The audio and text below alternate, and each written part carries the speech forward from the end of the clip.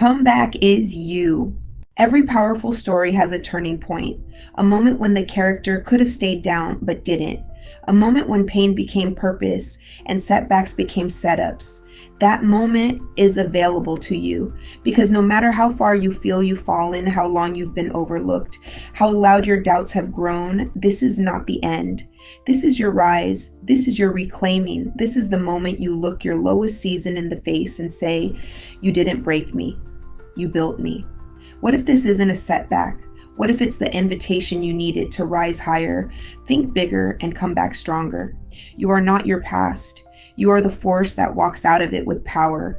Pain can lie. It whispers that you're weak, that you're alone, that you'll never be the same. But here's the truth. You are not broken. You are being shaped. Everything you've walked through, the silence, the struggle, the self-doubt, wasn't wasted. It was preparation. You were learning strength, learning patience, learning to believe in yourself when no one else did. You were never meant to stay stuck in the pain, but to grow through it. The fire didn't come to destroy you. It came to refine you. Don't resent the pain. Redeem it. Use it. Let it remind you of everything you've survived and all the power still inside you. Your greatest wisdom lives in what you've overcome. Your strongest voice will rise from your hardest battles. And your purpose? It's often hiding inside the thing that tried to break you. Who told you your story had to end this way? Who convinced you that one chapter defined the whole book? You're allowed to pivot. You're allowed to rewrite. You're allowed to say, "This is not how it ends." Don't let your past decide your future. The best stories have twists, the unexpected victories, the unlikely comebacks. Maybe what happened to you was unfair, but what happens next is up to you. You're not here to repeat the past. You're here to redeem it. You're not a victim of circumstance. You are the author of your next chapter. And that starts with what you tell yourself right now, because your comeback begins with a new belief. I am not done. You don't have to have it all figured out. You just have to decide to turn the page. The ending they expected, you're rewriting it, and it's going to be unforgettable. The world tells you to change your life by changing your surroundings. But real transformation starts inside. The shift starts when you speak differently to yourself. See yourself as capable. Expect more. Let go of guilt. When you shift your mindset, you shift your life. You cannot build a strong life with a broken inner voice. So today, start telling the truth. I am powerful. I am not too late. I am allowed to win. It doesn't matter how long you believed otherwise. What matters is the moment you decide to believe again. Speak it until your spirit remembers, because your inner world shapes your outer reality. Your thoughts are the soil, and your life is the harvest. Make it fertile with belief. Make it brave with truth. Make it sacred with hope. You can't go back and fix the past, but you can change the direction of your next step. And that next step doesn't have to be massive, just real. Send the message, make the call, forgive the pain, start the business, say yes to the thing that scares you, say no to what drains you.